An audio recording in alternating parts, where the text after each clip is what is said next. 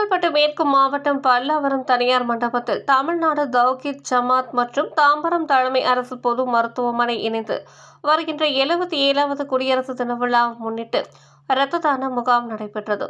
இரத்த தான முகாமிற்கு மாநில பொருளாளர் காஞ்சி இப்ராஹிம் கலந்து கொண்டு இரத்த தான முகாமை துவக்கி வைத்தார். இதில் தமிழ்நாடு தௌஹீத் ஜமாத் நிர்வாகிகள் உட்பட 100க்கும் மேற்பட்டோர் இரத்த தானம் அளித்தனர். பின்னர் செய்தியாளர்களை சந்தித்த மாநில பொருளாளர் இப்ராஹிம் பேசுகையில், சாலை விபத்துகளின் போது மகப்பேறு காலத்தில் அதிக இரத்தப்போக்கு காரணமாக இரத்தம் போதிய அளவு தேவைப்படுவதால் அதிக இடங்களில் இரத்த தான முகாம் அமைக்கப்பட்டு பொதுமக்களை இரத்த தானம் அளிக்குமாறு கேட்டுக்கொள்கிறோம் எனவும், மேலும் இளைஞர்கள் வாகனம் ஓட்டும் போது சாலை விதிகளை பின்பற்ற வேண்டும். உங்கள் வீட்டில் உங்களை எதிர்பார்த்து காத்து கொண்டு இருப்பார்கள். அவர்களின் எதிர்பார்ப்பை கருத்தில் கொண்டு பாதுகாப்புடன் வாகனம் பயணிக்க வேண்டும் எனவும், தரமற்ற சாலைகளை அரசு சீரமைக்க வேண்டும். இதனால் ஏற்படும் சாலை விபத்துக்களை தவிர்க்கலாம் எனவும், எங்களது மார்க்கம் பிறநலம் நாடுவது என இஸ்லாம் கூறுகிறது. எனவே நன்மையான காரியங்களில் இஸ்லாத் ஈடுபடுத்திக் கொண்டுள்ளது என தெரிவித்தார்.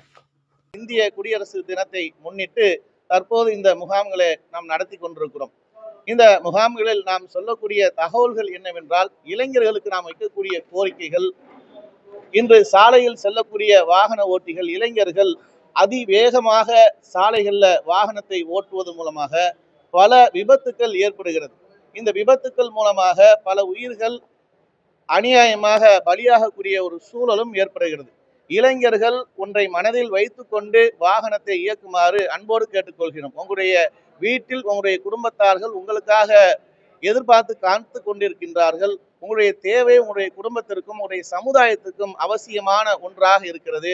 ஆகையால் வாகனங்கள் ஓட்டும் போது கவனமாக சாலைகளுடைய விதிகளை மதித்து வாகனம் ஓட்டுமாறு கேட்டுக்கொள்கின்றோம். அதே நேரத்தில் அரசுக்கும் இதன் மூலம் நான் வைக்கக்கூடிய கோரிக்கை என்னவென்றால், பல இடங்களில் தரமற்ற சாலைகள் இருப்பதனால் அதன் மூலமும் பல விபத்துக்கள் ஏற்படுகிறது, பல உயிர்கள் பலியாகக்கூடிய ஒரு சூழல் ஏற்படுகிறது. ஆகையால் இது போன்ற அந்த சாலைகளை சீரமைப்பதன் மூலமாக சாலை விபத்துகளை தடுப்பதற்கும் இதன் மூலம் நாம் கோரிக்கை வைத்துக் கொள்கின்றோம்.